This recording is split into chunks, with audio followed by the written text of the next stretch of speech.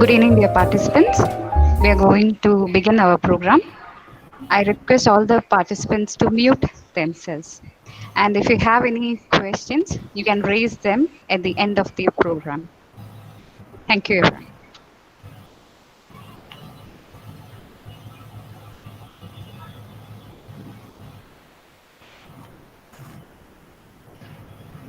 Angelina, are you ready? Shall we begin the program then? Okay, over to you. In the deserts of the heart, let the healing fountain start. In the prison of his days, teach the free man how to pray. W.H. Auden rightly described poetry as a healing fountain in his poem in memory of W.B. Yeats. A very warm good evening to one and all.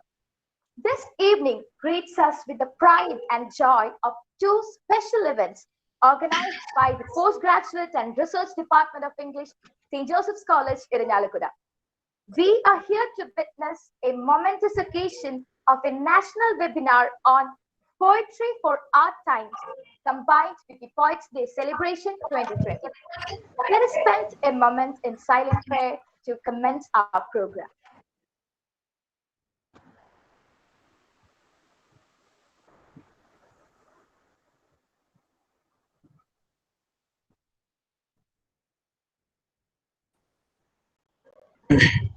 Thank you. Now I request Ms. Geeta Jacob, Assistant Professor, Department of English, to start the formal note of welcome. Good evening to one and all. It is both an honor and a privilege to be present here and extend the formal note of welcome to all of you to this splendid evening of poetic discourse. Times, the topic of our national webinar is soothing as well as inspiring in these times when the pandemic has engulfed the entire human civilization. To know that around the 20 students of our department have penned their verses on hope to mark the Poets' Day celebrations 2020. This evening of the national webinar and Poets' Day will kindle our imagination and make us better human beings and aspiring poets. Poetry not, and now commence the duty of welcome address entrusted to me. We are certainly happy and feel fortunate to esteem the presence of Dr. Ipshita Chanda as our chief guest and resource person of today's National Webinar and Poets Day. And academician par excellence, Dr. Ipshita is the most sought-after resource person in the recent academic events organized by various colleges across the country. Dr. Ipshita is Professor of Comparative Literature, School of Literary Studies, English and Foreign Languages, University, Hyderabad. Years of teaching experience at institutions of national repute like Jadavpur University, Calcutta, and IFLU, Hyderabad, has definitely honed her fitness as a teacher as well as an ardent researcher. Apart from being the principal investigator in various research projects funded by UGC and Jadavpur University, she has also served as ICCR Chair Professor of Indian Culture at Georgetown University, Washington, D.C. in the year 2013-14. We consider it a great opportunity to listen to her words of experience and knowledge. On behalf of the Postgraduate and Research Department of St. Joseph's College, and representing each and every one present here, may I now extend a most cordial welcome to Dr. Ipshita Chanda to our midst. Welcome, ma'am. Our principal, Dr. Sister Asha Teres, Vice Principal Sister Blessy, and Dr. Sister Eliza have been perennial sources of support and encouragement in all the endeavors of the department. They wholeheartedly welcome them all in their absence. Now, our beloved head of the department, Dr. Charlie Andrapan, a fountain of untiring enthusiasm and motivation, has always been the guiding force of the Department of English. Her tireless initiatives, even in this year of retirement, have inspired us to scale new excellence. offer our bouquet of welcome to Dr. Shali Andapan. I would like to extend a hearty welcome to all the participants who have joined us from other colleges to make this event a grand success, one and all. Also, it's my pleasure to welcome all my colleagues in the department whose cooperation and constant support have made this day possible. Last but foremost, I would like to offer a most warm welcome to all our students in the department to this poetic evening. Let us together pen the poems of life and change. Once again, welcome one and all. Thank you. Thank you, ma'am. Now we move on to the core of the event, in which we look forward to the scholarly discourse as well as an analysis of the select poems of Poets' Day celebration by our eminent resource person, Dr. Ipshita Chanda. Let us all lend our ears to the most awaited session of this academic event. May I now invite our esteemed guest, Dr. Ipshita Chanda, Professor of Comparative Literature, School of Literary Studies, English and Foreign Languages University, Hyderabad, to take over the session. Ma'am, please. Thank you very much. And a very good evening. And I must say that it's a great privilege to be amongst students and poets and colleagues, of course. And I would want very much to thank my colleagues who have given me this opportunity to read the poetry that you have written. And unfortunately, or perhaps fortunately, there's going to be very little scholarly discourse and very little discussion of poetry. Rather, we'll be reading some.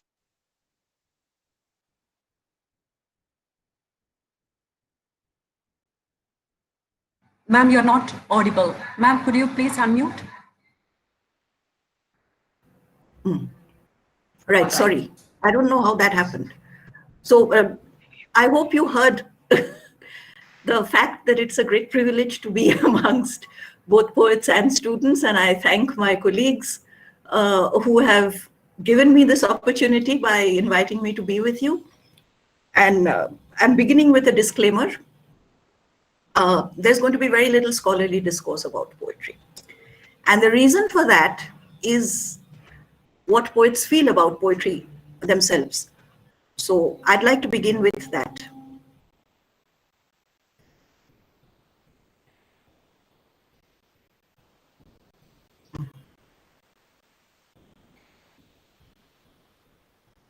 Yeah. So this is the reason why I say that I'm not going to indulge in any scholarly discourse about poetry. Rather, I would read poetry because I'm beginning with a few lines from this craft of verse written by Luis Borges, who is a Spanish writer. And the reason why I think that,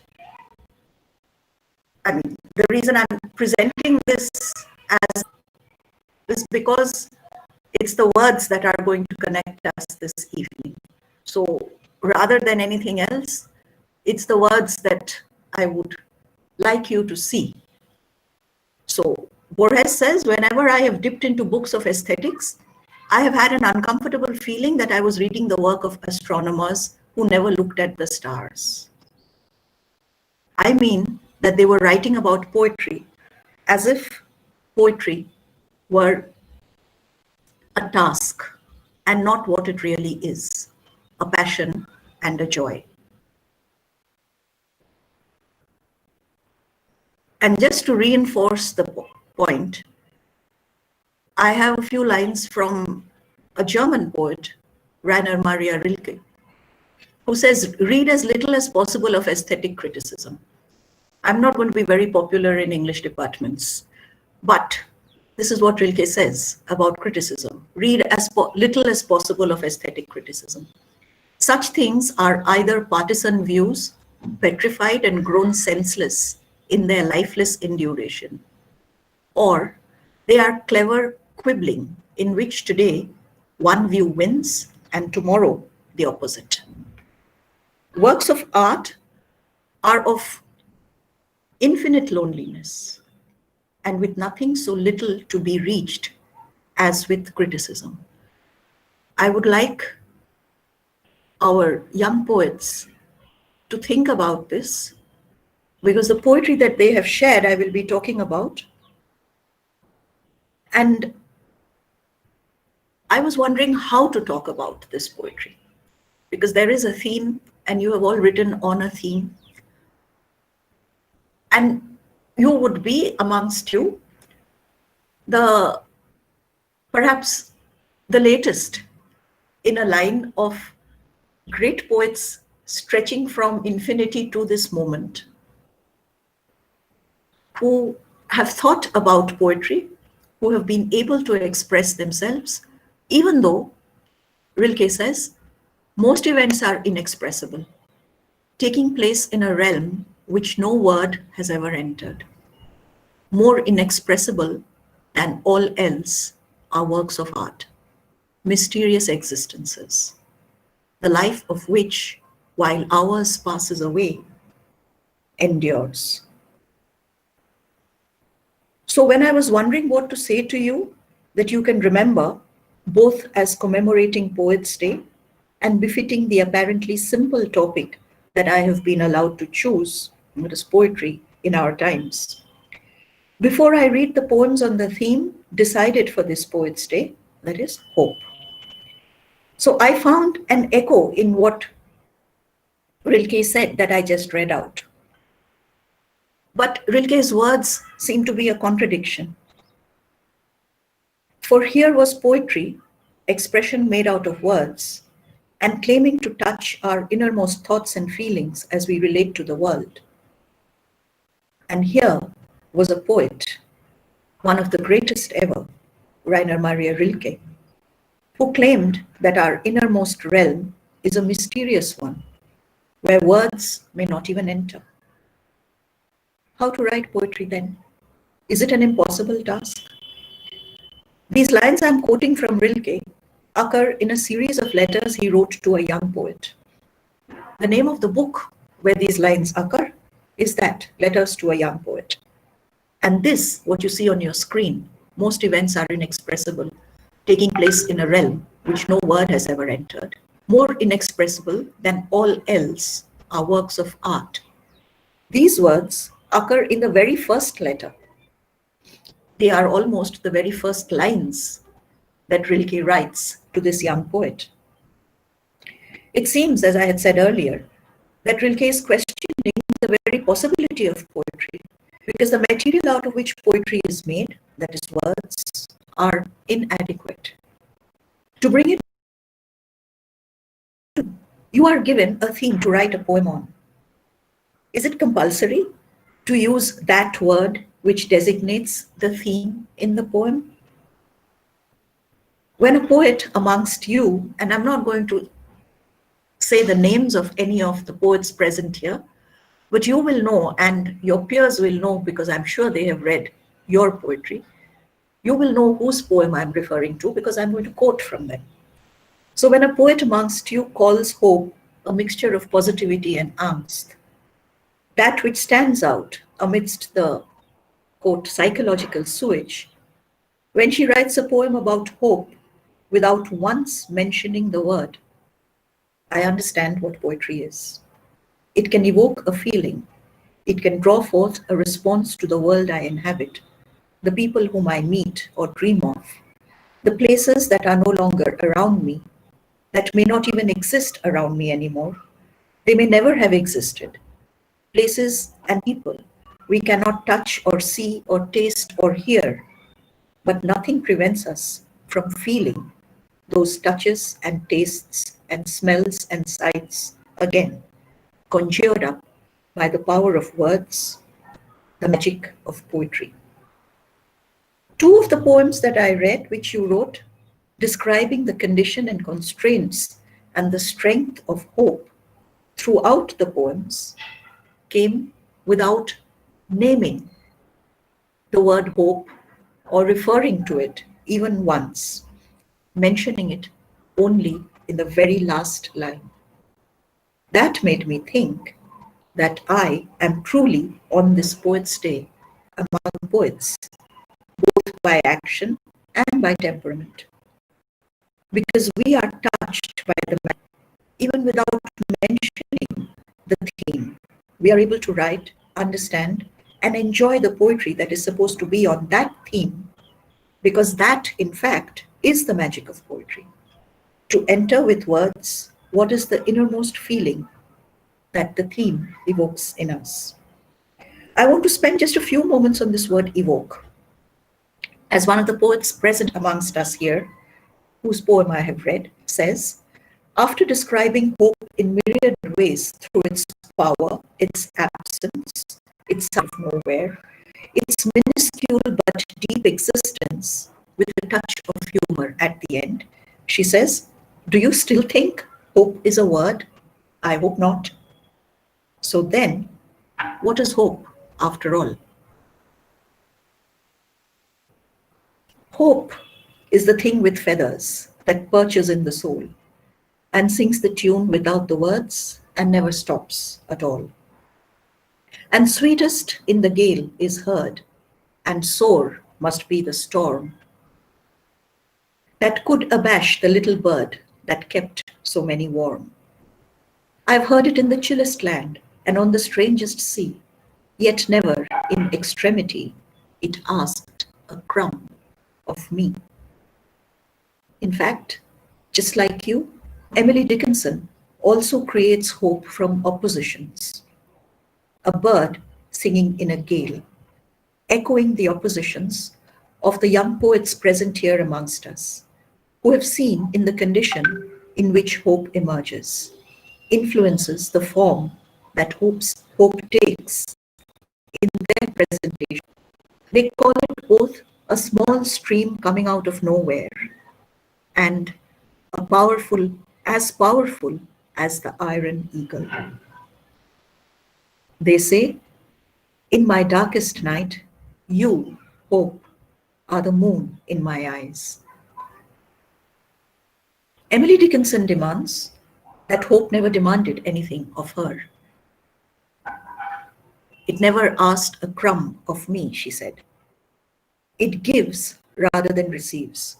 It does not have words incomprehensible to some, but a tune, the universal language of music, comprehensible to all, in the chilliest gale or in the strangest land.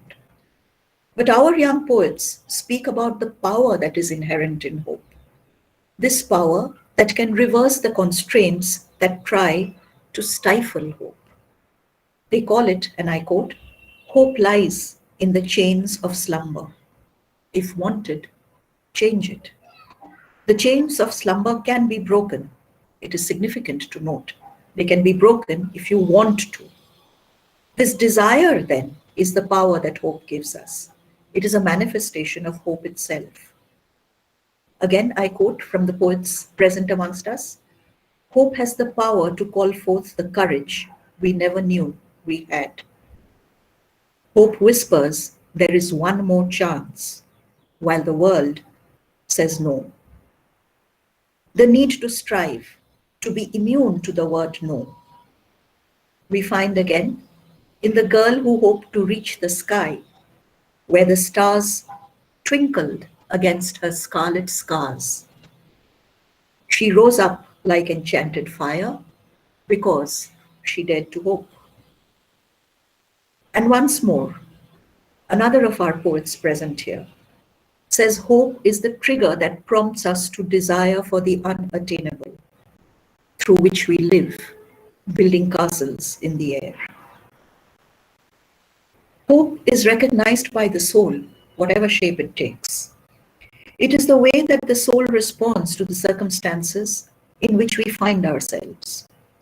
In the context, as our poets have told us, hope is a dangerous word, I quote, sharper than the sword of thousand thunders, resurrected like a phoenix, exploding dazzling colors beyond boundaries, invisible to eyes, visible to hearts, unquote. It is a reaching for the world, even when it seems that your arms are tied. How can we refuse its existence when we see it, and I quote again from our poets, in the eyes of a child, in the eaglet opening its mouth to food, in the heart of a guide at the end of a heartfelt lesson. Nothing prevents the poet from bringing words which have no connection to each other and yoking them together, to quote T.S. Eliot, by violence. This violence is what strikes us when we read the poem.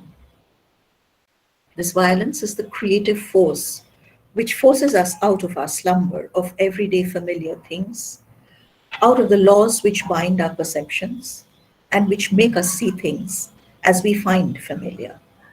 Instead, the world comes into being in poetry, a world made of words which defamiliarize the common, everyday, unpoetic, mundane world we know, so that we are transported into another world. Hence, we, the readers, are carried on the force of the poet's power to see hope, as one of our young poets here says, and I quote, to see hope as a muscle crumpled in the fist of the prayer's mind, a knock on the door of chambers locked by demons.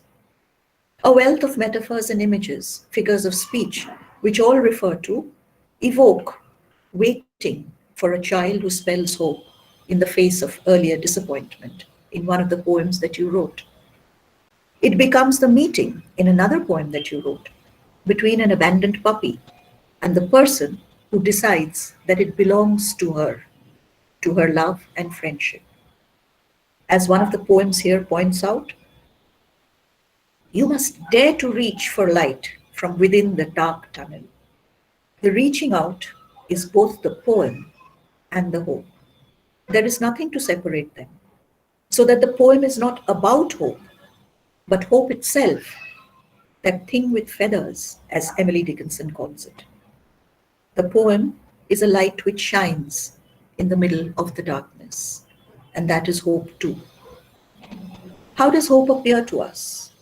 In the Gospel of Paul, Paul puts it as, I quote, hope that is seen is not hope. And as the 13th century Persian poet Rumi says, we see the thing itself by looking for it where it is absent. Poetry, then, is a sense that connects us to the world, a sense that arises from our meeting the world. If we meet the world with love, our poetry speaks of that meeting.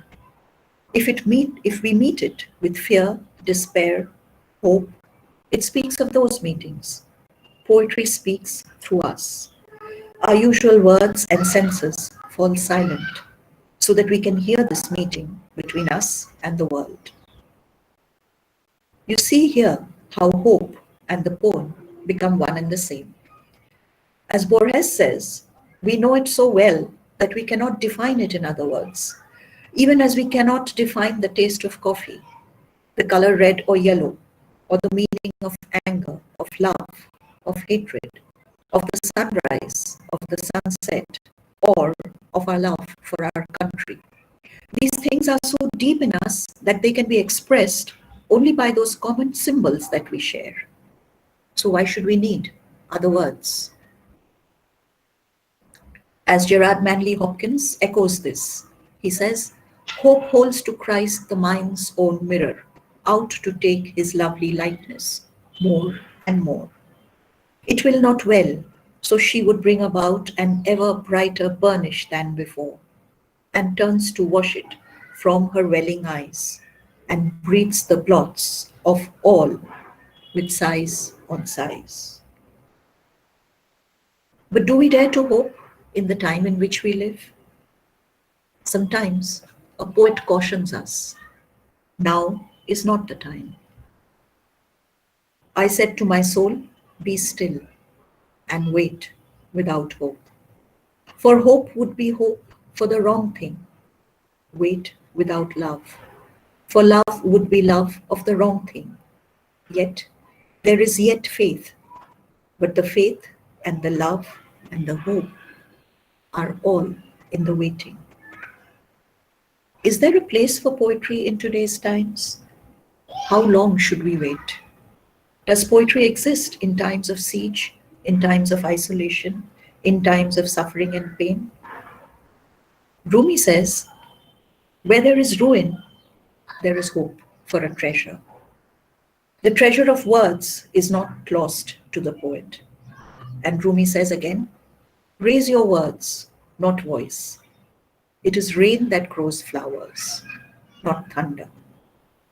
These, our times, will produce a poetry that by virtue of being poetry is not limited to the time in which it is produced.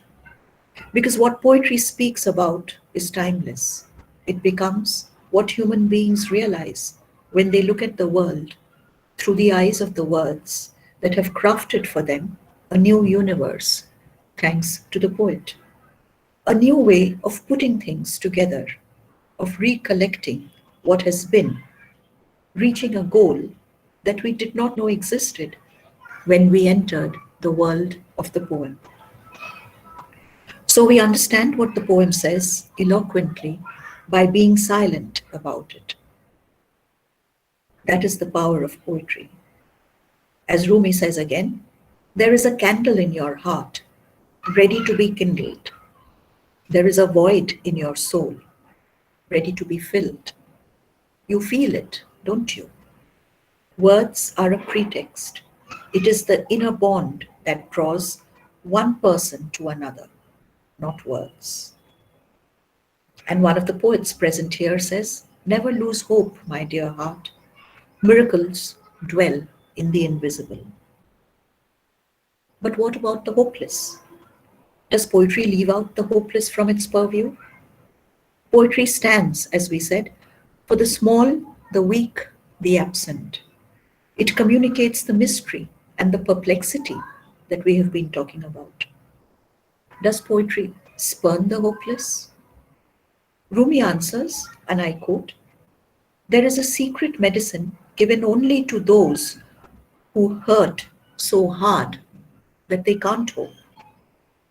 The hopers would feel slighted if they knew. God sends hope in the most desperate moment. Don't forget, the heaviest rain comes out of the darkest clouds. As the Spanish poet Pablo Neruda says in his Ode to Hope, hope is as vast as the horizon, where sky and ocean meet, the place from where the sun rises. Oceanic dawn, says Neruda, in Ode to Hope. Oceanic dawn at the center of my life. Waves like grapes, the sky's solitude. You fill me and flood the complete sea, the undiminished sky, tempo and space. Sea foam's white battalions, the orange earth, the sun's fiery waste, in agony. So many gifts and talents. Birds soaring into their dreams. And the sea's suspended aroma, chorus of rich, resonant salt. Here is the condition of hope, unfettered, lighting up the horizon, vast as the sky, deep as the sea, much larger than any paltry human. Yet hope is at the center of my human life. And meanwhile, says Neruda, and meanwhile, we men touch the water, struggling and hoping. We touch the sea, hoping. And waves tell the firm coast, everything will be fulfilled. But will they be fulfilled? Is not that what we should hope for? Is that not a delusion? In the words of Pash, a poet who wrote in Punjabi in the 70s decade of the 20th century, being able to see the truth of oppression and discrimination is the first step to hope. If you can diagnose the malaise of the times, there is hope. If you know the disease, you can cure it or endure it. The poet, says Mahmoud Darwish, the Palestinian poet, has an incurable disease called hope. We Palestinians suffer from an incurable disease called hope. Hope for liberation and independence, hope for a normal life where we shall be neither heroes nor victims, hope to see our children go to school without danger, hope for a pregnant woman to give birth to a living baby in a hospital and not to a dead child in front of a military control post. Hope that our poets will see the beauty of the color red in roses rather than in blood. Name the land of hope and peace. For those in our times who have lost the will to hope because of the oppressions that the time has heaped upon them, the poet Bash has a few lessons to impart in clearly seeing the times for what they are. The greatest threat is the name of the poem by Bash that I will read for you. The greatest threat is to be filled with dead peace, not to strain, tense with impatience, to tolerate everything, leave home for work, and return home from work. The most dangerous thing is the death of dreams. If the security of the country means that having no values and principles is the precondition of your existence, if in your eyes all other words apart from yes are obscene, and the heart is forever on bended knees to moments of evil, then the country's security is a threat to us. We had thought our country was the sense of an embrace that enveloped us. We had thought our country was like an addiction to work. We had thought our country was like loyalty, eager for self-sacrifice. But if the land is a factory where the soul is bonded labor, if the country is a vast laboratory experimenting to fool its citizens, then it's dangerous for us. If the peace in our land is like the stone from the mountains of death, just like our being crumbles, if the most sacred pilgrimage is bathing in our own blood, then peace is a threat to us. The poet cannot escape his time. Hope will not allow him to flee the responsibility he has to show the world what it cannot see today, clouded by pain and poverty, discrimination and death, even if he chooses to be alone. I sit alone in my room and look out of the window to make sure the world is still there. There stands a grown-up tamarind tree, a swing on one of its lower branches, and a boy on it swinging higher and higher. The tree stands firm. Careful, the boy doesn't fall. A calf and a cat watch the scene with raised tails. I sit alone in the room. The world sits alone, outside. The bangled bough of a laburnum offers me a bouquet from the window. There is the life of a child on its crotch. That is my life. That bouquet falls on my body. A breeze gently moves it, as if it were a swing, as if I were a child sitting on it, on a tamarind tree in my village compound, south of my house, north of death. Poetry survives, as hope survives. It grows again from the devastated land if the poet survives. For that is the responsibility of the poet. To see what we do not see, to show what is concealed, to find what we seem to have lost, as simple and as enduring as the simplest thing we know, the grass. Now, this I would like to read in a Hindi translation. You have the English before you. If you want me to read the English after, I'll read the English afterwards, but I'd just like you to hear what it sounds like in Hindi. मैं घास हूं, मैं आपके हर किए धरे पर उग आऊंगा. I am the grass. I will grow over all that you have managed to achieve. बम फेंक दो चाहे विश्वविद्यालय पर, बना दो हॉस्टल को मलबे का ढेर, सुहागा फिरा दो भले ही हमारी झोपड़ियों पर, मेरा क्या करोगे?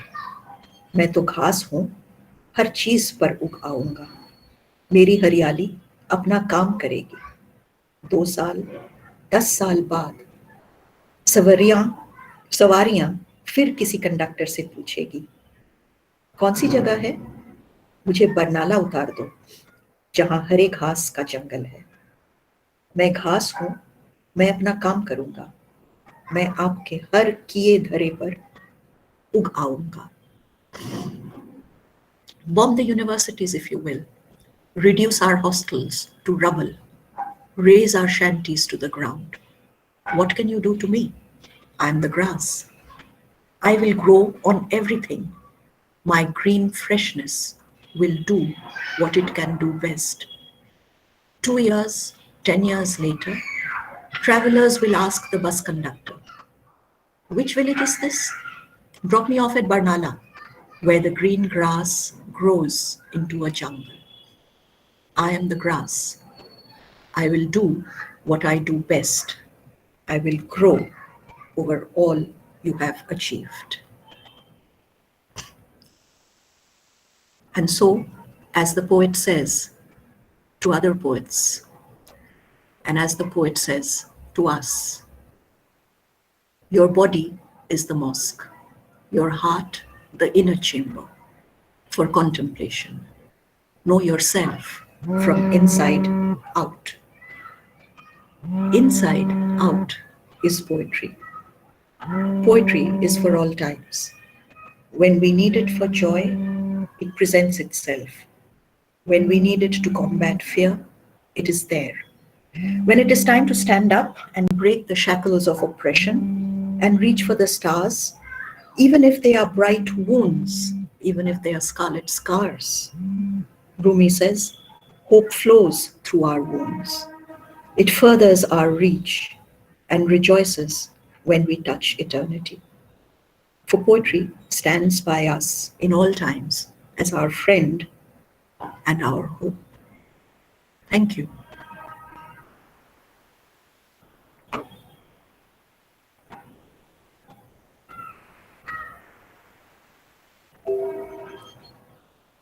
So much, ma'am. This webinar is open for discussion right now. If you have a few questions, you can ask right now.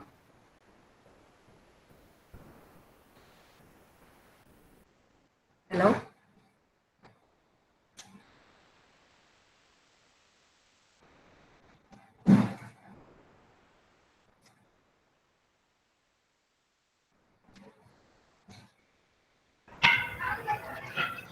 Yeah, this is unfair because you've heard me patiently for a long time. So it's my turn to hear. Yeah, there is somebody somewhere, I think.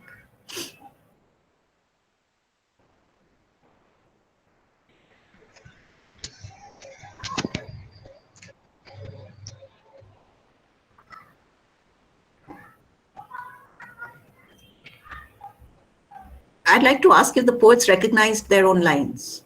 I can see a number of them here.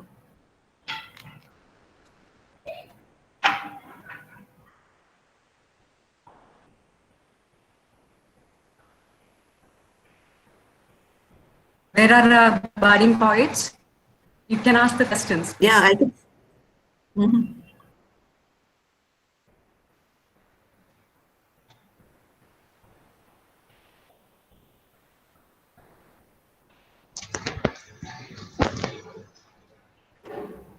Good evening, ma'am. Yeah. So you're talking about hope, but in these troubled times, poetry has become a very strong instrument of protest too, right? Yeah. So I actually talked about that. yes, it's along with hope. So like different genres are kind of coming up. You see rap music and most of the slogans that are popularly used in association with different groups and all, maybe what do you say, dharanas and all these things. Poetry, I think, is gaining relevance in the current era. So, would you like to comment about it? Yeah, poetry is always relevant. In fact, I had a couple of those poems also, but they were in English. I'm sorry, they were in Hindi. And translating, I mean, that happens also. That the reason why I read out that poem in Hindi, that it's very difficult to preserve the force of a poem that is related to something which is immediate and topical. For example, I'm sure you all must have heard Varun Grover. That is, of course, if you do listen to Hindi stuff, but Varun Grover is pretty popular all over the place. And he has this poem which you may have heard, which he recited in several anti-CAA NRC meetings, which is to do with, producing your papers. Yeah. And I found that I would understand what it is, of course, because we are in this time and we are here. But that would be difficult to communicate to anyone who is not in the same situation, especially across translation, which is why I chose this grass poem to share with you, because that speaks precisely about the same thing, that you do whatever you want, you kill us, you maim us, we will remain. Because, I mean, in the other Pash poem also, that you force us to be quiet, you force us to bend, you force us to bow, and you claim, and this poem was written in the 70s, and you claim that that is peace and security in the country. Now that has become extremely relevant to us. There is no way in which we cannot understand, despite the fact that we are living 30 years on from the time in which Pash wrote what he wrote. But both of these poems address precisely what you said, that they do address protest. I mean, they are protest in themselves, but they also tell us about the lasting nature of protest. As long as oppression lasts, so will protest. And I think that's the only hope that kind of keeps us, functional in these times.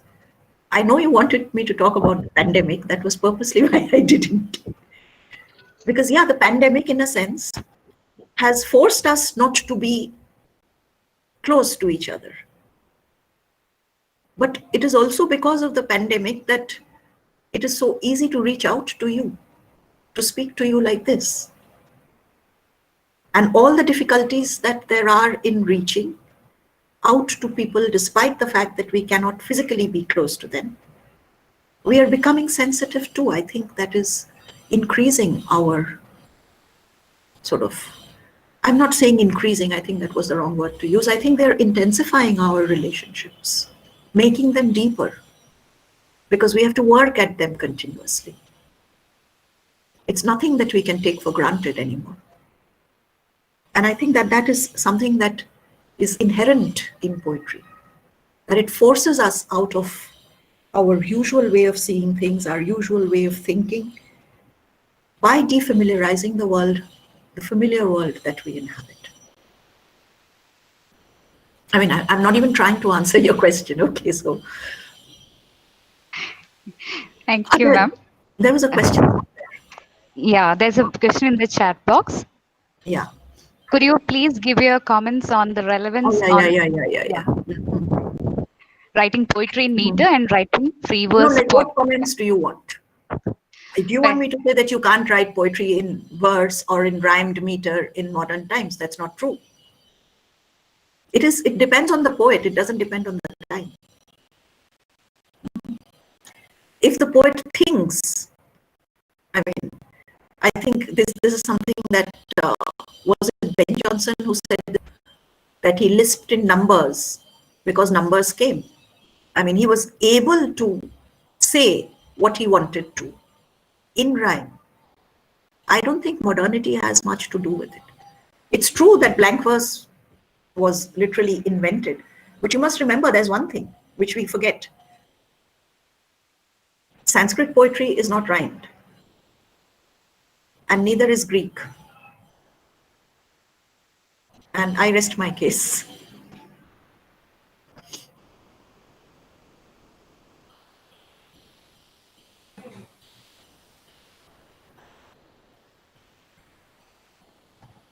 Ma'am, there is one more question.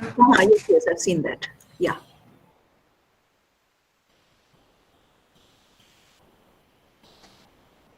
I really don't think that there is a distinction between these two things.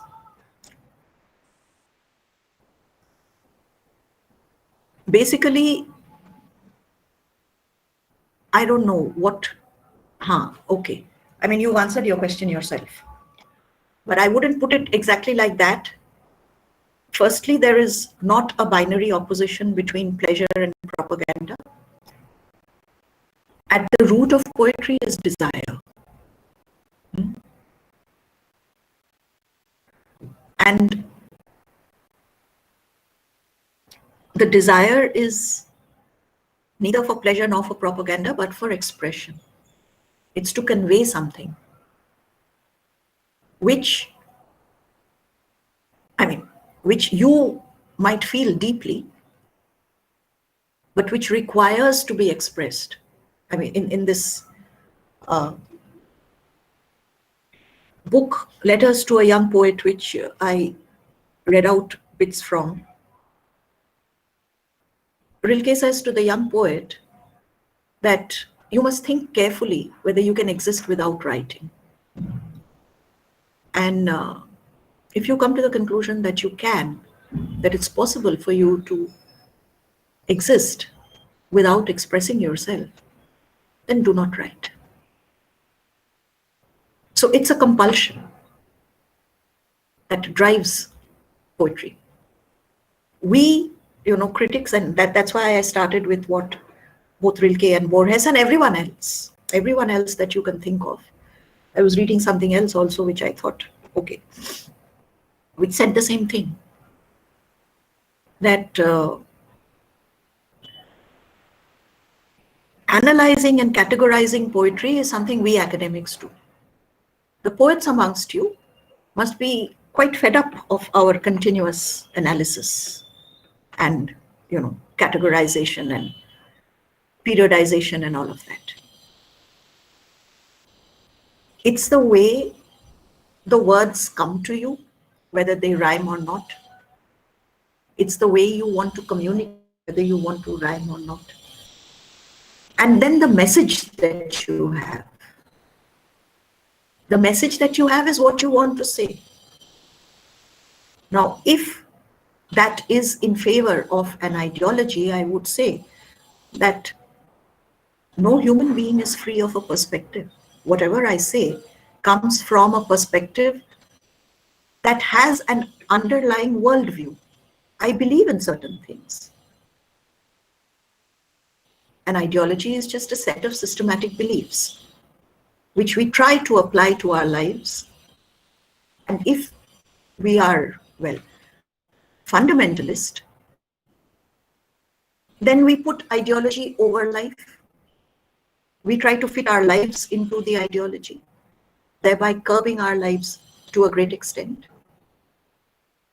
Because our lives are lived as, again, one life, one line from Pash there, that if our lives are like bonded labor, if our thoughts are like bonded labor, if we exist at the bottom of mountains of crumbling debts. If that is what the system does to us, ideology can do the same thing, because ideology is based upon a system. It tries to take over and create a system and fit human beings into it. So the pleasure of poetry, I think, is always either to question that ideology, which is in itself propaganda. It is not only support of an ideology that is propaganda. The questioning of an ideology is also propagating a point of view. Some people would say that is not poetry. But then those two poems by Pash that I just read out, that poem by Mahmoud Darwish that I just read out, they are insisting on a change in the conditions in which they find themselves.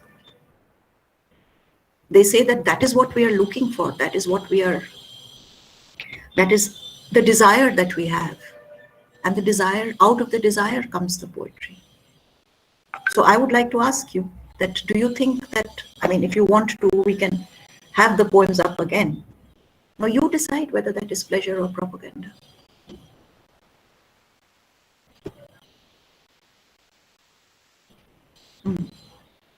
Good evening, ma'am. Yeah. I'm sure that you have gone through the poems written by our budding poets. Did you find a few commendable poems?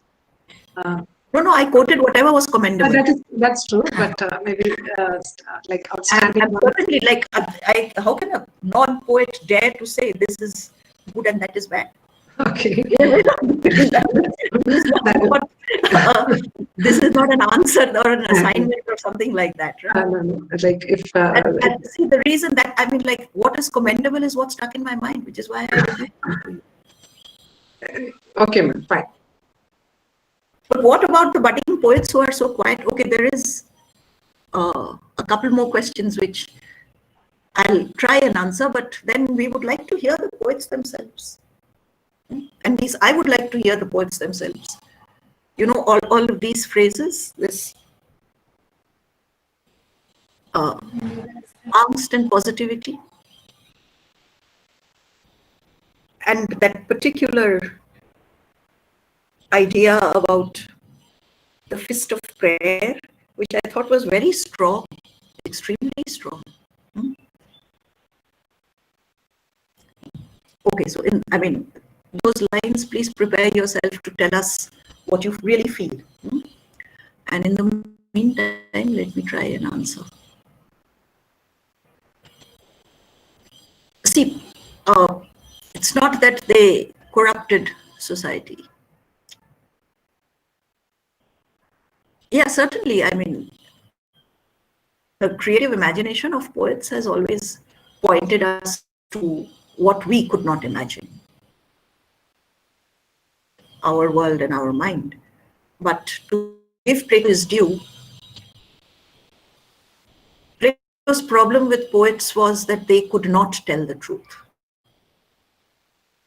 Because for him, truth was as the world appeared. And you know that that was a reflection of the ideal. That is what we understand by Platonism. A reflection of the ideal world, which we do not have access to.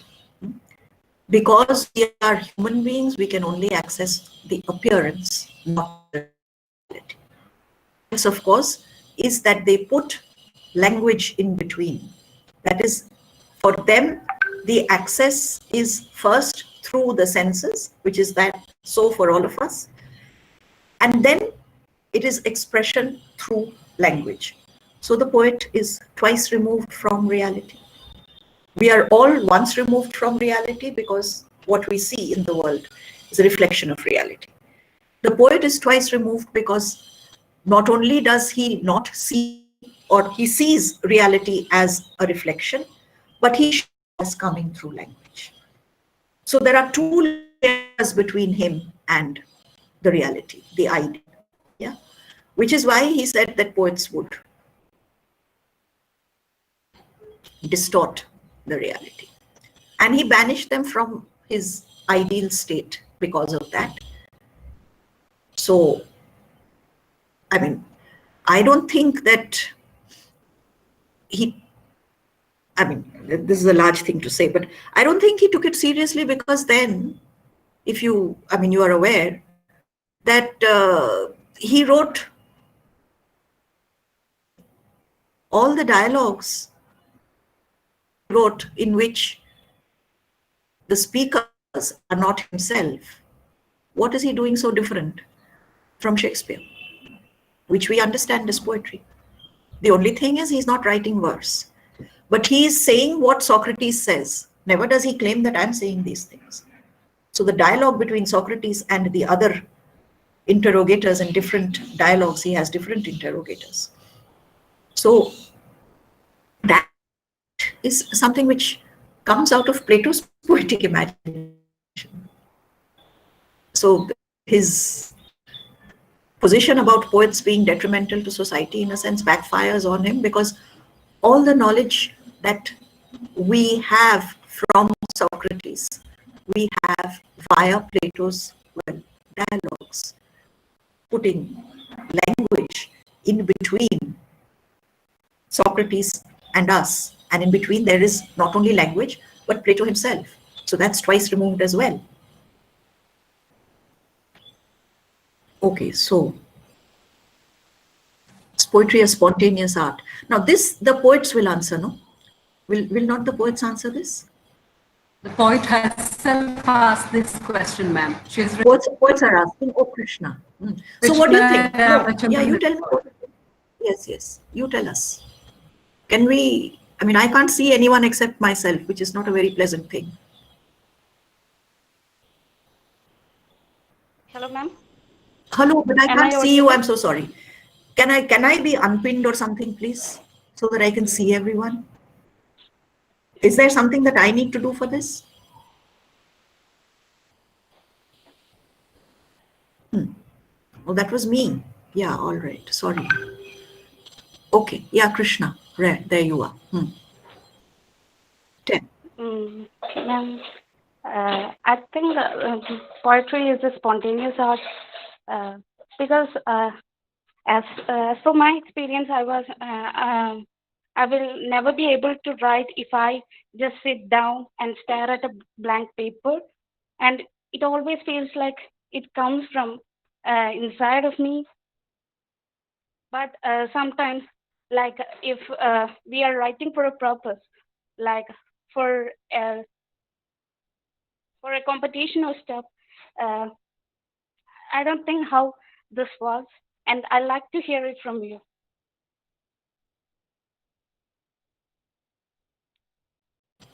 Yeah, that's a very important thing.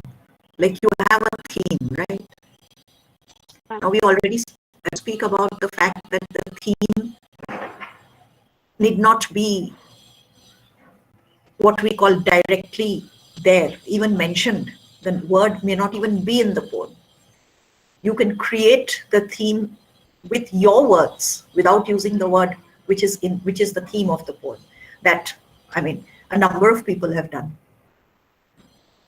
A number of people also have mentioned hope again and again, but that's a poetic device. You know that the number of times you keep mentioning it, there is an emphasis on that word. So you're using a figure of speech. In the same way, if you use an image instead of the word hope, does that come spontaneously? I'm asking you. There are many other poets here, right? Does that come spontaneously? Because as Krishna said, like, you can't sit and stare at a page and the poem comes to you. Like, you can't plan a poem, I think. But here you've been given a theme. You need to tell me, how do you start writing a poem? Otherwise, suppose you have no theme. So there are so many poets here.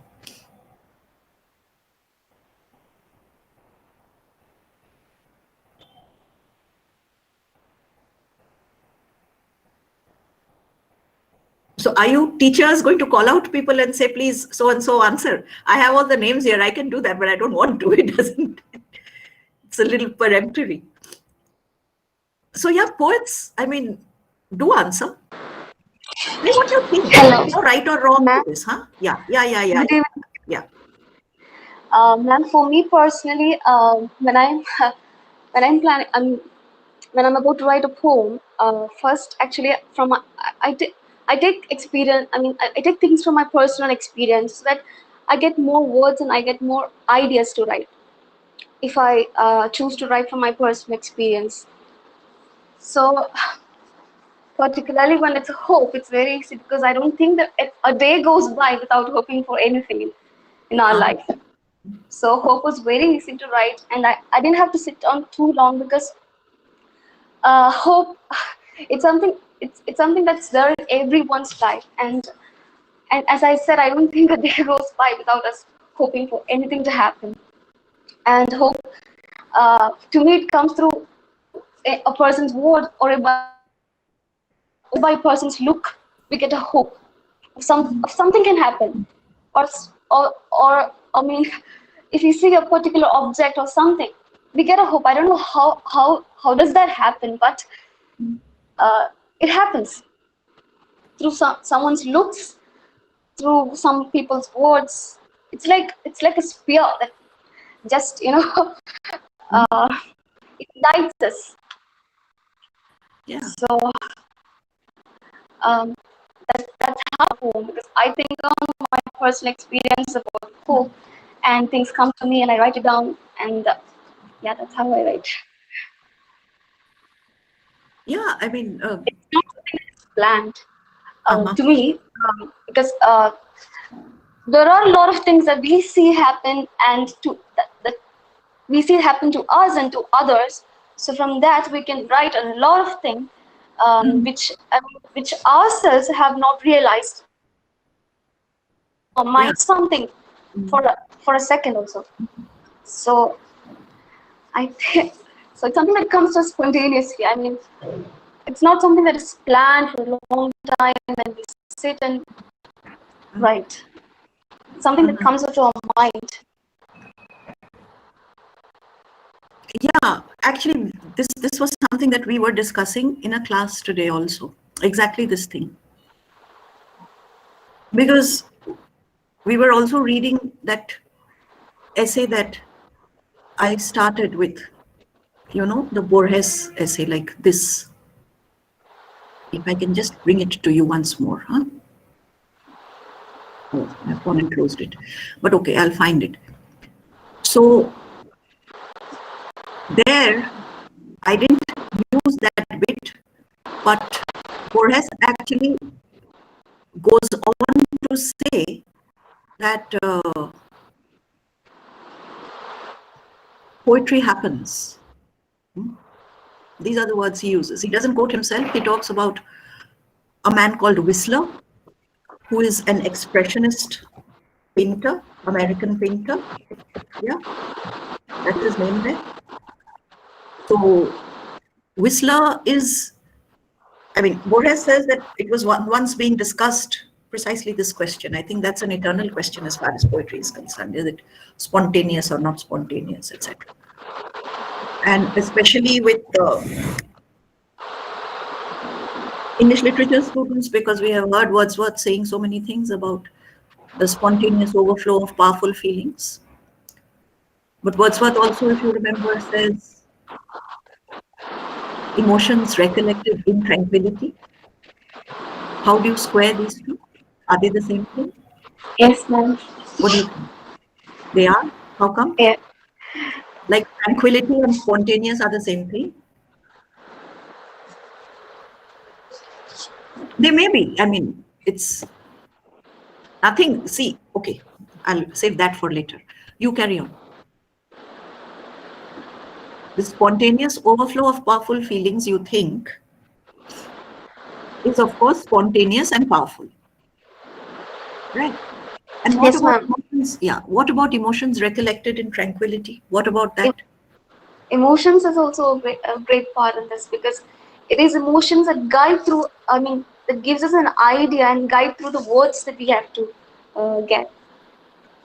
And whenever we sit at some place and we see things happen, I used to think myself, we're gonna write a poem. I mean, it might be just a small thing, but there'll be a lot of meanings in what just happened in front of me.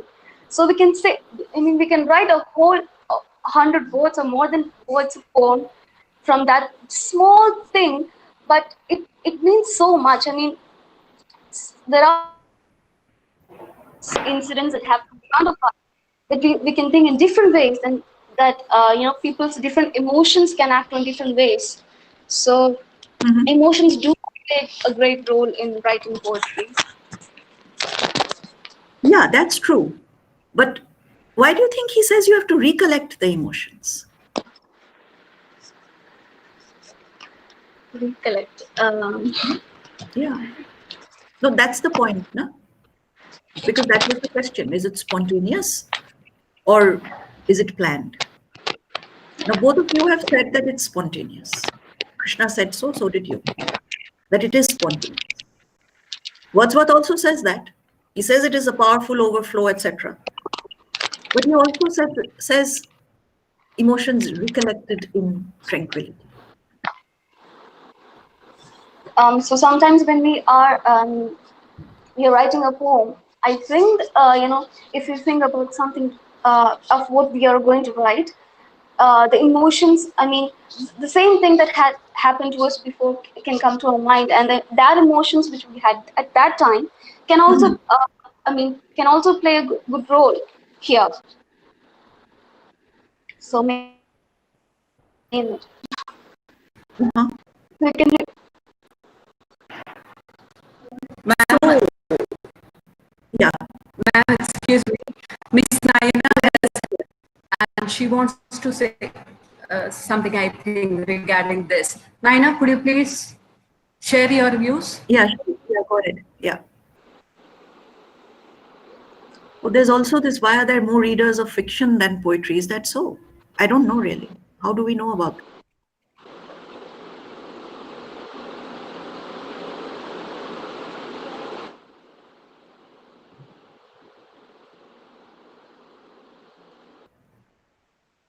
Is Nana going to say anything, or should we just continue by addressing her question?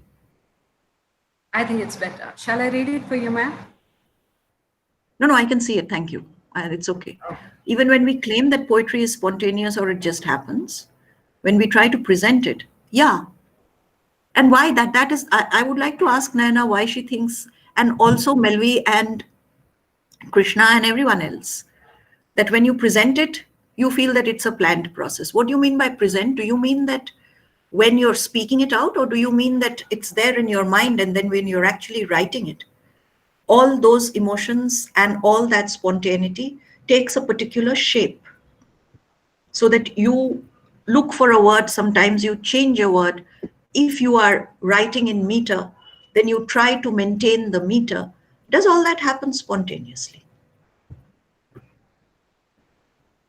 What do you think?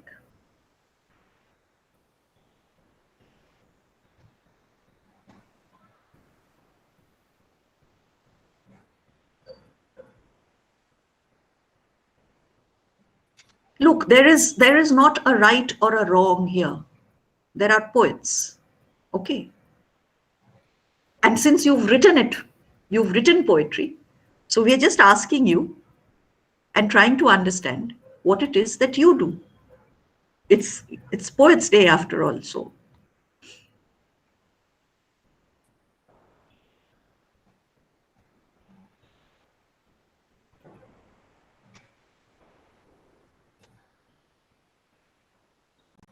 Ma'am, I think they consider it as spontaneous and they find it's very difficult to articulate. I don't know, I mean, not really. They've been articulating perfectly well so far.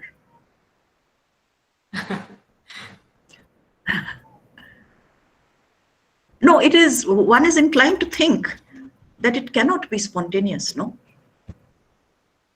Because it's craft. You might have an innate talent. What you are talking about is the inspiration that Melvi talked about, I think. Melvi, would you agree that it's inspiration that you're talking about? What makes you write? what brings the thoughts to your mind. But when you start writing, do you do all the things that I'm saying? That, I mean, like you try to change a word because it rhymes. Of course, your poem doesn't rhyme, but this is only one poem. Maybe you do write rhyming poems otherwise. Or when there is meter. No, ma'am, I haven't written any rhyming poems so You far. I haven't just written write what I feel. I mean, the words are just sometimes, as I just finished my 12th standard, so I'm not very good at my vocabulary. So I search for words in Yeah. Google. So I know the word. I know the word, but I use thesaurus to find a word with. Yes. I mean, Yes. but a Yeah. strong word for the same But meaning, that's with a the very same meaning. important thing to say, a strong word. Yeah, exactly. I know I know what I'm writing, but just to get a strong word, I will search in Google because I know I'm not very great in my vocabulary, so I do that. But everything, I mean, No, I don't really think it's sort of being great in the vocabulary or not. I especially appreciate that strong word thing, that you have a picture in your mind like this. These are your lines, like resurrected, I am like a phoenix, exploding dazzling colors beyond boundaries. yes, ma'am. So the force of that event, Yes, that requires, it doesn't require thought, as you said, because it comes spontaneously. yes, It's ma'am. there in your mind. But how to That is just something that I feel when I when I see hope, because I feel like I'm resurrected from something, and I feel I'm top. So I see the success in front of my eyes. I mean, someone or something showing me that everything's going to end well.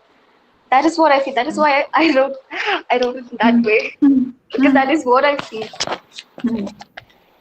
So you see, there is a translation of what you feel into language. Of course, your feeling it also has some language in it.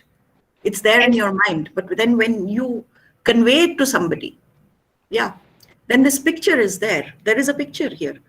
There's a bird here, right? The phoenix is, in fact, very dazzling.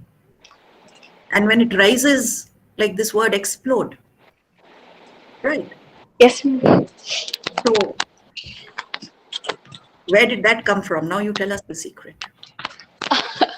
That, as I told, it's something that I feel. I feel like I mean, Yeah, all but the you choose a word, right? You choose a word. You choose a word and then you choose another word. If you're writing in rhyme, which you're not, but some people did.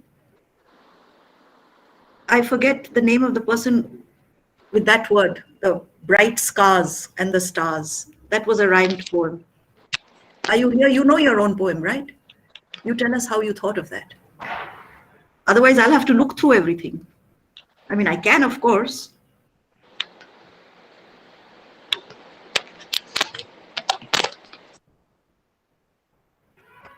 Are you there? The person who wrote about this girl and the darkness like tar, and who reached for the stars despite these bright scars. You guys are looking for it? Please do tell who the person is.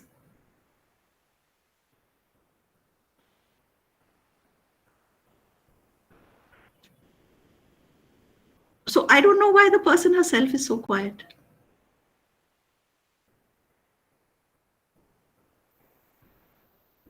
The point simply being that, I mean, there are two levels to it, right? There is the emotional level and there is actually the functional, practical level. The emotional level is, of course, spontaneous. Like you said, it's not possible to sit in front of an empty page and plan to write. So it comes to you when it comes to you. And it's not like an answer that you read and research and you study, and then you're able to write. So it's the emotion that comes to you first, and then it takes shape in your mind. But when it takes shape on paper, then I don't think it is because you do not have enough words. It is because you're looking for the exact word that will be the equivalent to your emotion. That is a search. I won't say that's planned, but I would say that's effort, that's labor.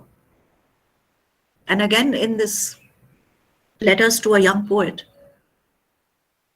Rilke actually puts down, one of the first things he says is don't listen to critics, never mind what they're saying. They have no idea. It is your interiority, it is from within you that the poetry should come. And so you must, carefully nurture what is within you so that you're able to produce something. It's like watering a plant. That's a regular thing. Yeah.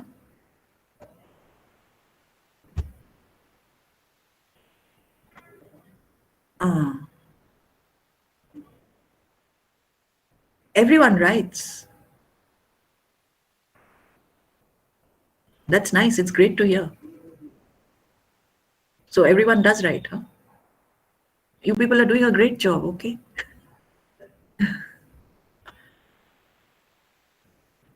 What is an acceptable poem? What do you think, Naina? Are you here? You can just write your response, or anyone for that matter. What do you think is an acceptable poem?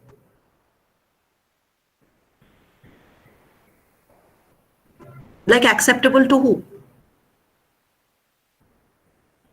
We don't all like the same poems.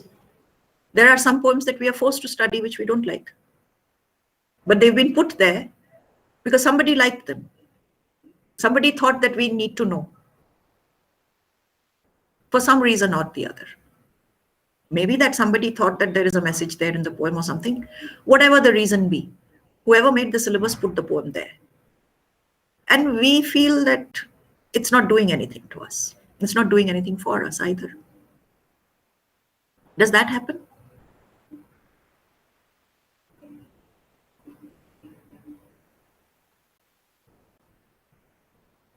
Nana is not planning to say anything, like in speak, but you can put your, because she right there, at least. Yeah, now we can hear you. Go ahead. Ma'am, I'm asking like everyone is writing poems, right? Whatever we write, that can be considered as a poem. So how can we classify poets? Like, how can we distinguish people as poets? Yeah, which is why I asked you what's an acceptable poem. What do you think is an acceptable poem? Excuse me. Yeah.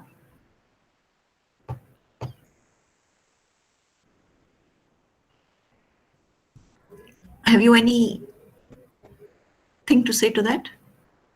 Can you think of any way in which, what do you find an acceptable poem, for example?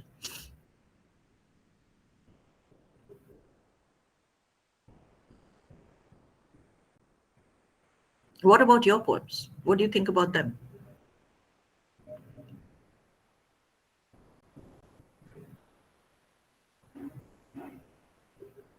I just wanted to make my ideas presentable. Presentable meaning?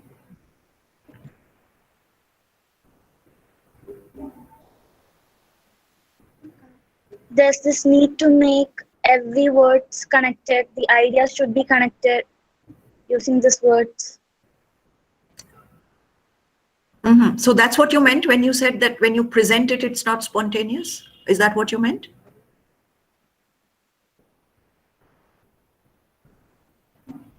Here you wrote, right? Earlier, the presentation you consider a planned process. And poem is either giving a message or it's just expressing your thoughts. No, when you give a message also, one hopes that you're expressing your thoughts. No? What does the message consist of then, if they're not your thoughts?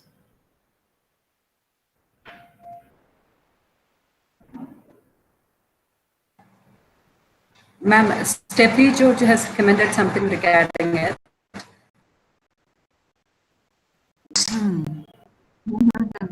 Yeah. She says that And there is no I tend to acceptable agree. bond. Yes. I tend to agree with her. Because I may not like a poem and you may. So for you, it's a poem. And that's the most important thing, actually. That which connects to expression.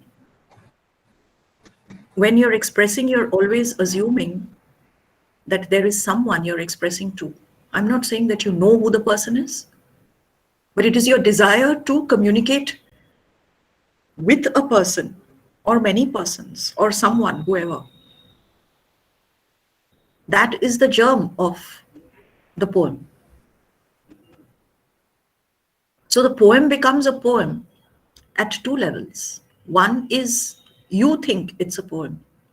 You try to make it a poem by doing all of the things that you have said, that a spontaneous emotion comes to you. It takes shape in your mind from your environment, from your thoughts, from whatever you believe. And at the end of that, when you're actually writing it down, then you do apply some craft to it. You just don't, I mean, sometimes you have to search for words, as Melvi said. And the reason for searching for words is so that what you are saying becomes more prominent. Strong is the word I liked very much. That it becomes an image or a metaphor or an emotion even, which strikes the mind of the reader. That certainly is a planned process. I agree with Steffi there, that it's, well, projecting your views and opinions before the world, that's true. And how one feels, etc. And so because you want that to be communicated to the world, naturally you are careful when you choose your words, or when you put one word in the place of the other, or when you make an image, or when you craft a metaphor. And also, the way you see things as a poet is not the way I see things as a non-poet. So you are trying to show me something that I have not seen before. You're trying to convey to me something that you have felt, which I have no idea of. So obviously, the words themselves, the form itself, that requires, I agree with Steffi and with Nana, that that is a planned process. I think that's what Wordsworth is saying when he says, recollect, bring it together again, and bring it together according to what you want to say. If you've, I'm sure you've read this, that's part of the BA course, isn't it? Tintern Abbey. Yeah. At some point or the other, you may have read it. Or even if you read The Daffodils, where it ends with, you know, those lines, right? We all know those lines. When oft upon my couch I lie in vacant or in pensive mood, etc., etc. Yeah. They flash upon that inward eye, which is the bliss of solitude. Yeah. So the emotion comes. They return to him. And that is when he writes the poem. Which is why he says it is recollected. It is made in tranquility. It is felt spontaneously, like a powerful flow of, you know, spontaneous feeling. It is felt like that, like a rush of feeling. But when it is written, then there is some craft involved in it. And yeah, there is, I agree, there is no acceptable poem, quote unquote. Yeah. Because what I like, and that is poetry, because it comes into being with my participation as the reader. If you are unable to move me, I would consider you a failure. You can consider me a failure as a reader as well, that I do not have the ability to see, show, because it is not familiar to me. But then all poetry is defamiliarization. All poetry shows us something new. If it does show us something new, then we accept it as poetry. I mean, since acceptable is the word we're using. There is no standard, single, schematic kind of checkbox like thing that it has to be blue and it has to be 5 lines and it has to use the word so and so and it must begin here and end there and all of that. We can make as many rules. That is why poets have difficulties with critics. We can make as many rules, but that is what poets say, that critics become critics because they are failed poets. They have no clue what to do or how to do it, which is why they try to find fault with all other poets. And yeah, this is a very profound thing to say. For everyone, every emotion and feeling may be felt differently. Yes, certainly.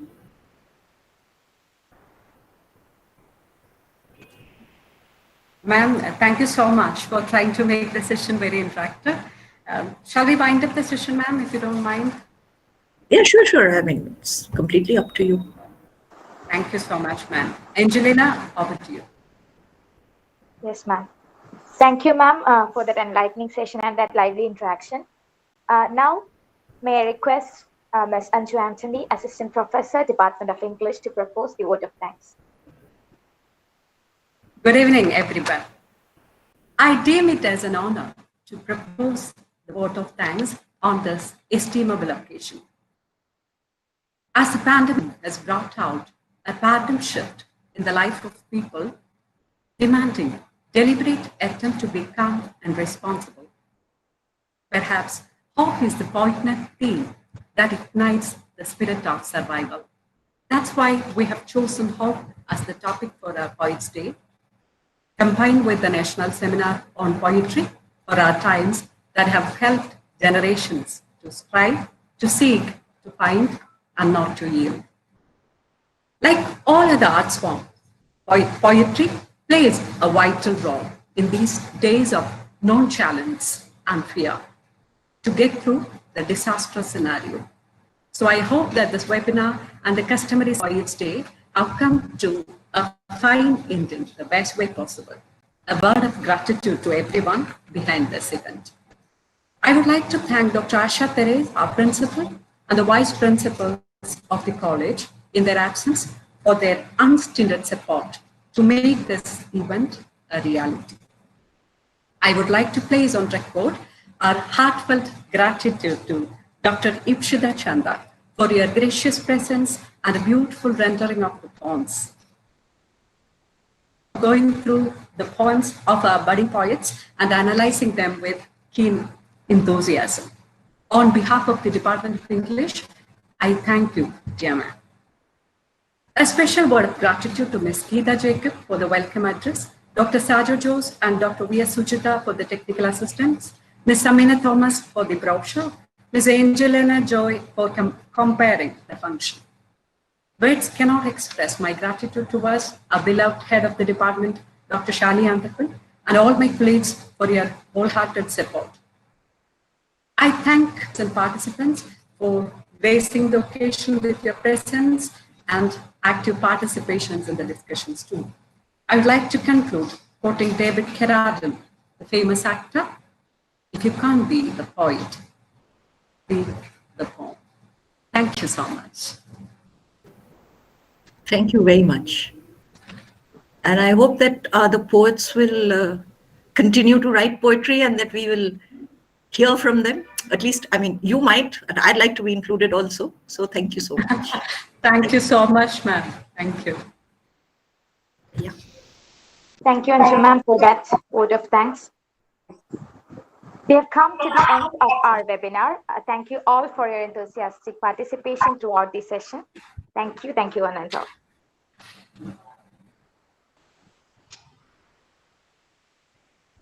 Miss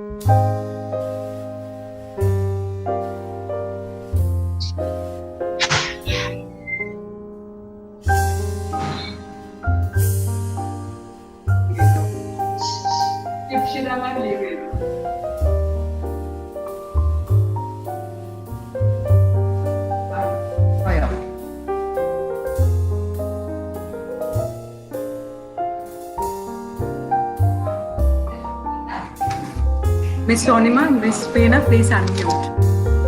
ഒരു photo എടുത്തില്ലല്ലോ Anju. Photo ഞാൻ എടുത്തായിരുന്നു.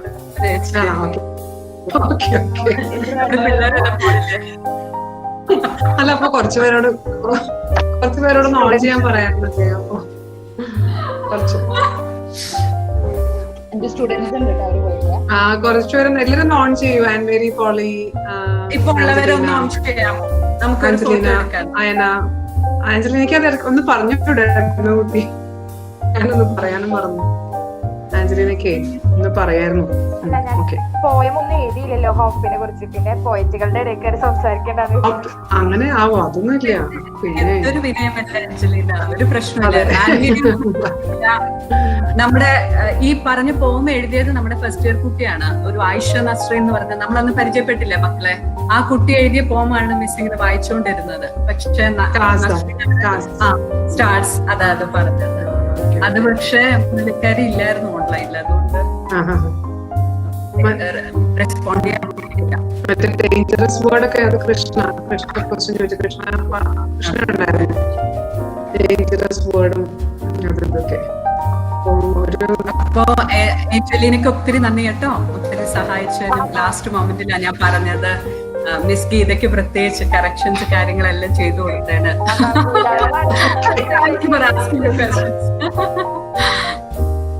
Miss സുജിതയോട് പ്രത്യേകം നന്ദി പറയണം. ചോദ്യം ചോദിക്കാന്ന് പറഞ്ഞിട്ട് ഓളോടെ sudden ആരും കാണുന്നില്ല. Started asking question. പിന്നെ സോണിമ ചോദ്യം ചോദിക്കുകയും ഉത്തരം പറയുകയും ചെയ്തു എന്നുള്ളത് വലിയ അനുഗ്രഹമായി. മിസ് സോണി, ചോദ്യം ഉത്തരവൊക്കെ ഞാൻ തന്നെ പറയാറ്.